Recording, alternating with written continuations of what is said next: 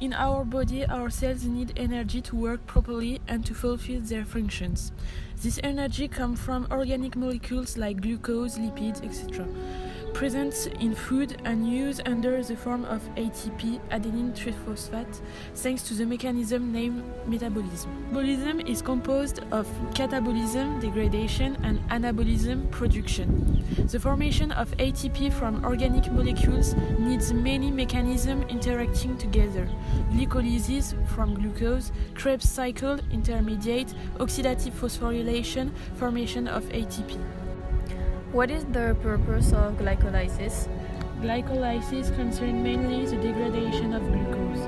Only glucose? Not only glucose. Galactose can enter the glycolysis and form the intermediate named glucose 6-phosphate and go through the same way as glucose. What are the main steps of glycolysis? I'll show you a drawing of it to well understand it. Glucose is transformed into glucose 6-phosphate with 1 ATP and then into fructose 1,6-bisphosphate, which form glyceraldehyde 3-phosphate and dihydroacetone phosphate. They make a reversible reaction between them and then form 2 phosphoenol pyruvate and finally 2 pyruvates. Pyruvates can be transformed into acetyl-CoA, into Krebs cycle, into lactate or ethanol. And one more question about it. What is the regulation of glycolysis? The most important is the regulation by exokinase in hepatocyte and beta cell of pancreas. It has a high affinity for glucose. The exokinase 4 is the glucokinase and have an important hyperglycemic role. Its affinity for glucose is more important than the hexokinase. During a meal, glucokinase is acting. If you want energy, you must travel to the downest place of the cell known as mitochondria. There's a lot of space there, and there's also 2 huge walls. How are these walls? It's a set of proteins and organic molecules. The fountain of energy is behind the wall. You must take advantage at the moment when the ion H+ travels from the matrix of the mitochondria to the space between those 2 walls. Try to enter in the matrix. Remember, in the matrix, there's a lot of energy. But I don't understand what happened when the ions H+ are pumped. In the intermembrane space, there is a higher concentration of H+, and in the matrix, there's a lower concentration. A proton gradient is created. It's also known as electrochemical gradient. This gradient is a form of stored energy that can be used to generate ATP.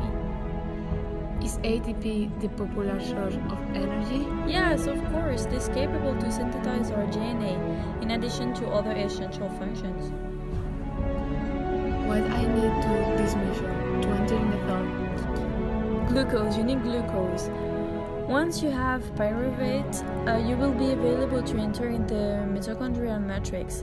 This process is really important because it spends ATP and NAD+. So does the pyruvate be my goal in this mission? No! Pyruvate is oxidized due to coenzyme A and become acetyl-CoA. My grandfather told me something related about the consequence of this. Yeah, sure. After all of this, Krebs cycles takes place. I have a question. What is Krebs cycle? Krebs cycle or citric acid cycle is a central driver of cellular respiration. Where does this happen? This takes place in the matrix of the mitochondria. Oh, but how does this happen? Krebs cycle it takes acetyl-CoA, produced by the oxidation of pyruvate and originally derived from glucose, as its starting material and in a series of reduced reactions, harvests much of the bond energy in the form of NADH, FADH2, and ATP molecules. The reduced electron carry NADH and FADH2 generate in the CAC cycle will pass their electron into the electron transport chain and through oxidative phosphorylation will generate most of the ATP produced in cellular respiration. How many steps are present in the cycle then? The cycle includes 8 major steps. And how many products are there? 2 carbon enter from acetyl-CoA and 2 molecules of carbon dioxide are released. 3 molecules of NADH and 1 of FADH2 are generated, and 1 molecule of ATP or GTP is produced. Okay, what will happen in oxidative phosphorylation? You must enter in the electron chain, and you must travel through it, where the redox reaction occurs. Redox reaction? What does this mean? The energy released in the reaction is captured as a proton gradient, which is used to form ATP in a process called chemiosmosis. So, when I grab the ATP, can I get out? Yes, because the flow of ions passes through the ATP synthesis, which takes advantage of the flow of protons to synthesize ATP. I'm not sure. I have a lot of doubts. Don't worry, you need help from other teacher. Go to talk with them. Okay, I will. Hello, welcome to my office. You can ask me one question, and I will answer it. What do you want to know? I wanted to know why is NADH better than FADH2? NADH is very good at donating electron in redox reaction. That's it, its electrons are at a high energy level, so it can transfer its electron directly to complex 1, turning back into NADH. As electron move through complex 1, in a series of redox reaction energy is released, and the complex uses this energy to pump protons from the matrix into the intermembrane space. For further information, you must speak with another teacher. Good luck. Thank you. Thank you for coming. Sorry, I'm very busy, so you can only ask me one question. Okay, how would the complex of transport chains work? Beyond the first 2 complexes, electrons from NADH and FADH2 travel exactly the same route. Both complex 1 and complex 2 pass their electron to a small mobile electron carrier called ubiquinone, which is reduced from QH2 and travels through the membrane, delivering the electron to complex 3.